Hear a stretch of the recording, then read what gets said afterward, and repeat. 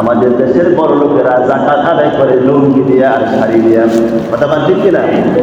মনে রাখবেন মুসলমান, লুঙ্গি শাড়ি দিয়া কিয়ামত পর্যন্ত যাকাত আদায় হবে না।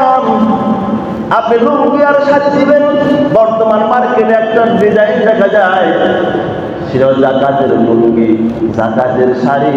এই কাপড়ের মধ্যে এখন কোম্পানি বার করছে জাকাতের লুঙ্গি, যে লুঙ্গিটা 2 দিন পরলে আর পরার অবস্থান থাকে না। কথা বল ঠিক কিনা? এই জন্য অর্থ না দিয়ে লুঙ্গি আর শাড়ি দিয়ে কিয়ামত পর্যন্ত আপনার জাকাত আদায় হবে না। আপনারা বলুন, মানুষের মৌলিক চাহিদা কয়টি? 5টি: খাদ্য, বস্ত্র, চিকিৎসা, শিক্ষা, বাসস্থান। এই 5টি হল মৌলিক চাহিদা।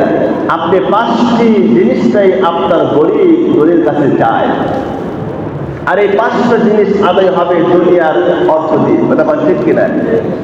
আপনি অর্থ দিয়েছেন, তার চিকিৎসা নিতে পারবে, অর্থ দিয়েছেন খাদ্য কিনতে পারবে, অর্থ দিয়েছেন সন্তানকে শিক্ষিত করতে পারবে, অর্থ দিয়েছেন বাসস্থান তৈরি করতে পারবে,